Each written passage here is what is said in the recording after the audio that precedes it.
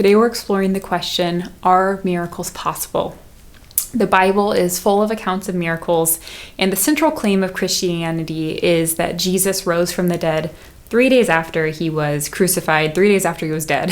So today I want to clarify what miracles are and explore whether or not they're possible, whether they are compatible with science and reason, because if they are not possible, then Christianity cannot be true. Or as the Apostle Paul put it, if Christ has not been raised, then your faith is useless. But if miracles are possible, then it becomes meaningful for us to evaluate the evidence for whether or not a specific miracle actually happened. Miracles are described in a few different ways in the New Testament. They can be signs that reveal something about who Jesus is or what God is doing. They can be mighty works that demonstrate God's power, or they can be wonders that inspire awe and amazement. Often they are all three of those things. So in very simple terms, a miracle is an extraordinary event that God causes. So here is something that I think is important to note. God can cause miracles to happen through either natural or supernatural means. For example, in Matthew 14, Jesus is walking on water. This is not something that happens in nature, as we all know. It is supernatural.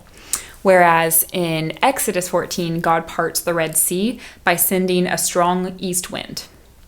This is a miracle that involves natural phenomena, wind, but it still wouldn't have happened if God hadn't caused it to happen in that particular moment and place and time, and its magnitude was extraordinary. So now let's talk about whether or not miracles are compatible with science. As a reminder, we use science to study the natural world. So through observation and experiments, we develop and test explanations for how the natural world behaves under ordinary conditions. And while science can describe how the natural world behaves, it does not determine what it is or isn't, what is or isn't possible. We can think of science a little bit like a thermometer.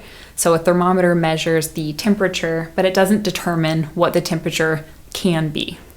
So science by itself cannot answer whether or not miracles are possible. Ian Hutchinson, he's a physicist and professor at MIT, he wrote, "It is illogical to rule miracles out simply because they are miracles, unless you already know that there's no such thing as a miracle. Science does not provide you with that knowledge. There are, and have been for centuries, conflicting opinions among equally accomplished scientists about whether or not the laws of physics are inviolable. So if you adopt the firm opinion that miracles just never happen, you are doing so as a matter not of physics, but of metaphysics. It might justifiably be said you are adopting an article of faith." If miracles are possible, we might reasonably ask, well, why don't they happen more often today then? And I think that the answer has to do with the purpose of miracles. As we talked about earlier with the definition, miracles are meant to get our attention. They're meant to tell us something about God. They are signs that provide evidence of something beyond the natural world. And so they only really work if the natural world is generally stable and predictable. If it wasn't, then we would have no way of recognizing what is and isn't a miracle, which would make the miracle itself unable to serve its purpose. Even though science doesn't give us reason to conclude that miracles are impossible, that of course doesn't mean that every single claim about a miracle is true. It is still very reasonable to approach claims about miracles with healthy skepticism and then evaluate each one on its own evidence. We can't test miracles in the same way that we can test ordinary natural processes because miracles are not repeatable, they're not under our control, but we can examine the available evidence like eyewitness testimony or documents or physical evidence or the surrounding historical context or archaeology or whatever, and then ask which explanation best accounts for the facts. So we use the same approach whenever we are trying to investigate history or solve crimes or evaluate any other claim that we can't test with laboratory experiments. And for the resurrection of Jesus, for example, we can examine the reports that many people claim to have seen Jesus alive after his crucifixion, the historical accounts that his body was no longer in the tomb it was sealed in, the change in behavior of Jesus' followers after his death and supposed resurrection, and the rapid growth of Christianity beginning in the city where Jesus was crucified shortly after his reported resurrection. And when we look at all the evidence, we can ask, okay, so which explanation best accounts for all of these facts?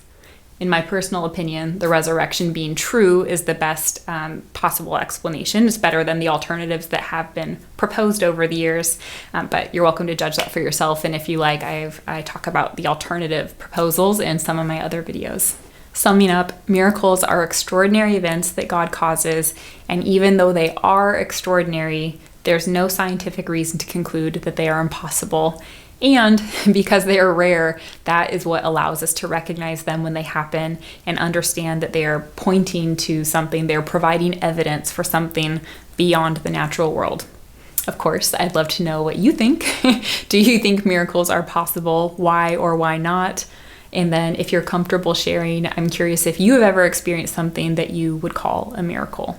If you have other questions about Christianity or faith, feel free to leave those in the comments too, and I will do my best to respond there or answer them in a future video. And if you enjoyed this video, you can feel free to check out some of the other videos on my channel or subscribe so that you can see future videos, and then I'll see you so soon. Thank you so much for watching. Bye.